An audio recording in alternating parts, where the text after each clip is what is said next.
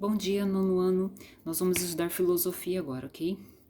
Peguem um livro de vocês na página 29, nós vamos dar continuidade a esse capítulo aí de vocês, tá? Que é o capítulo conjunto, né? 8 e 9. Vamos lá na página 29. Na página 29 tá dando continuidade à biografia de Sócrates, né? E aqui traz a seguinte informação, que Sócrates, lá na Grécia, nessa época, ele foi acusado do quê? Impiedade, tá? Que ele estava desrespeitando aos deuses, né? Então ele foi acusado de introduzir novas divindades e corromper a juventude. Como a juventude gostava muito de acompanhar ele tinha muitos discípulos, né? E ele estava ajudando essa juventude a pensar melhor, né? Então ele foi visto como um perigo para aquela sociedade, né? Então ele foi julgado e condenado à morte em 399 a.C., ok? Só que assim, o filósofo não aceitou pedir para si uma pena menor, porque ele podia ter pedido uma pena menor, ele podia ter recorrido, mas não, ele aceitou essa pena. Assim como também ele não aceitou a possibilidade de fuga, né, porque alguns dos discípulos dele podiam ter ajudado ele a fugir, sem problema nenhum, ele poderia ter fugido para um outro país, né, para uma outra região, mas mesmo assim ele não aceitou, tá? E ele passou seu último mês em companhia dos seus amigos e dos seus seguidores, né, os seus discípulos, né? E aqui fala assim que outra coisa importante dele, como ele estava a um mês da condenação dele de morte, então ele estava sempre com os amigos e sempre com os discípulos dele, então ele começou a conversar e dialogar, falando sobre a morte, o significado da morte, né? Ele aceitou essa decisão da pena de morte sem nenhum problema, né?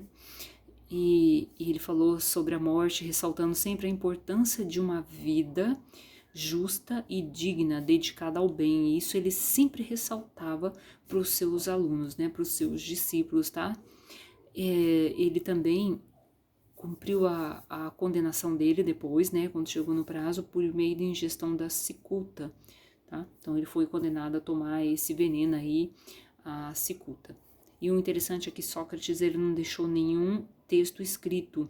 Quem escreveu as coisas que ele falava era o discípulo dele, e principalmente Platão. Platão praticamente escreveu tudo aquilo que ele falava, todos os pensamentos dele, foi obra de Platão, que era o seu aluno, o seu discípulo, tá? Isso que eu acho interessante, né? Ele não escrevia nada, mas em compensação o seu aluno escrevia. Então, daqueles que a gente que podia ser chamado de discípulo verdadeiro mesmo, está Platão, né? E de Xenofonte também, né? Que conta sobre Sócrates, né? Nos seus relatos escritos, né?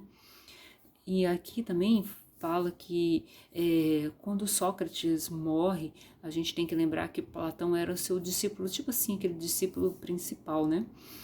E ele retomou todas as falas de Sócrates, só que ele fez algumas mudanças. E aqui a gente está na página 29, fala sobre a formação do pensamento platônico. Então, Platão, ao fundar sua escola de filosofia, a Academia, Platão buscou, né, incutir em seus discípulos o amor ao conhecimento e à verdade. Bacana, né? Então, para ele era muito importante esse amor ao conhecimento e à verdade sobre todas as coisas, né? Isso foi o lema de Platão nessa escola que ele fundou, tá? A sua concepção, assim como a do Sócrates, né, e de outros filósofos, choca-se com a dos sofistas, que a gente, né, já deu uma estudada sobre isso, que ensinava aos interessados na participação política das habilidades retóricas, lógicas necessárias ao exercício dessa atividade. Então, para os sofistas, o importante era saber falar muito bem em público, saber convencer as pessoas, né? Ter um poder de oratória muito grande. Isso era a importância para os sofistas. Eles não questionavam nada, né? Nunca estavam em busca assim da verdade. Eles aceitavam as coisas do jeito que era. Eles não questionavam igual os filósofos, por isso que eles batiam de frente, tá?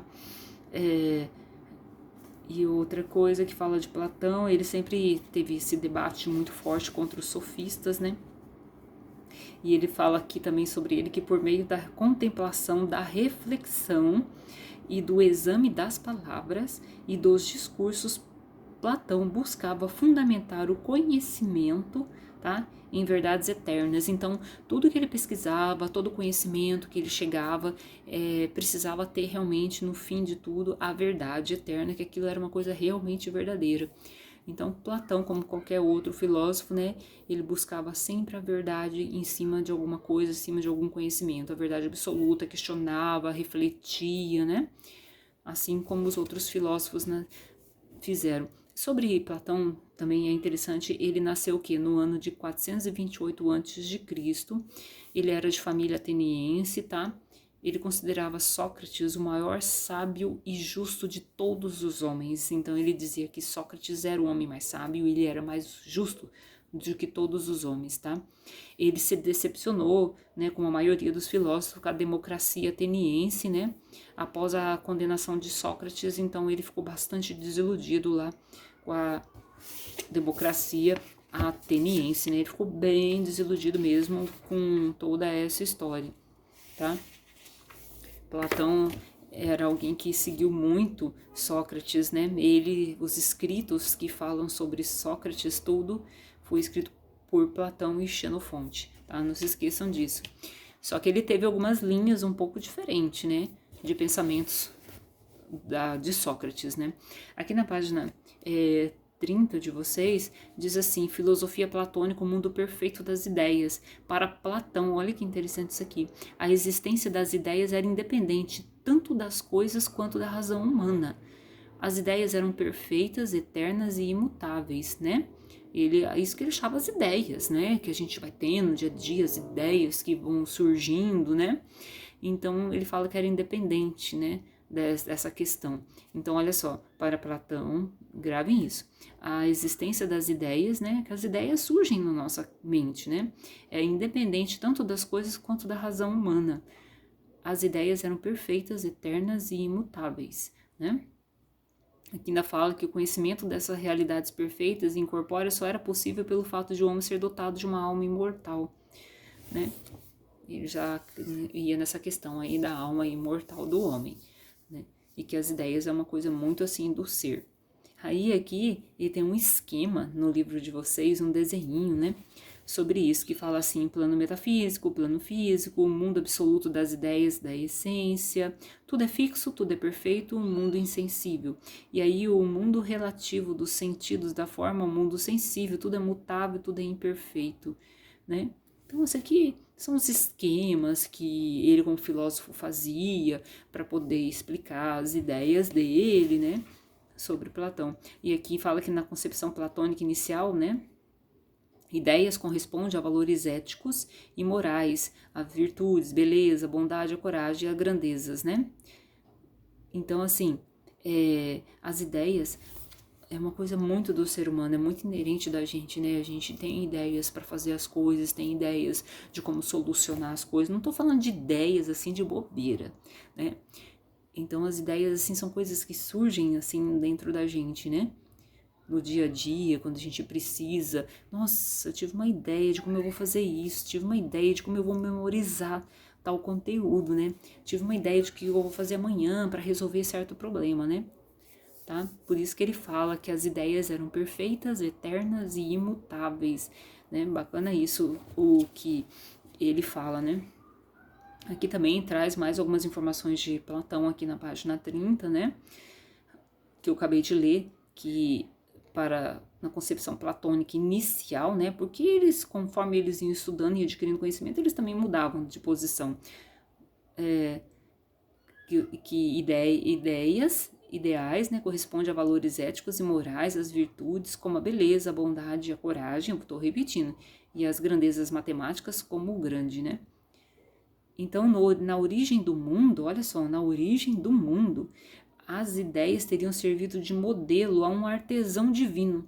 Então, ele fala assim, que um artesão divino, quer dizer que teve um ser divino que deu origem a todas as coisas. Então, para ele dar origem a essas coisas, colocar em prática e construir essas coisas, ele teve as ideias, né, dentro dele. Eu vou fazer então o sistema solar, eu vou fazer assim o planeta Terra, eu vou fazer o homem conforme a imagem e semelhança, como tem lá no livro de Gênesis, essa fala, né?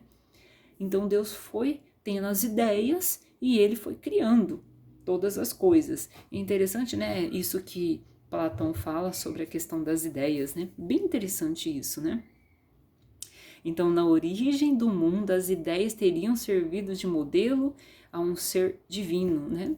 Eu imagino que Deus teve, né, planos, as ideias dentro da mente dele para criar todo esse universo, toda a Via Láctea, todos, né, as estrelas. Eu acredito que todas são ideias, assim, planos que veio na mente de Deus e ele criou todas as coisas. Bem interessante isso que Platão relata aqui, né, na página 30 que eu tô. Então vocês aí em casa dêem uma lida na página 30, dêem uma lida aqui na página 29, ainda tem um pouco mais de texto aqui, né? A gente finaliza esse texto no próximo vídeo, ok? Até mais, turminha!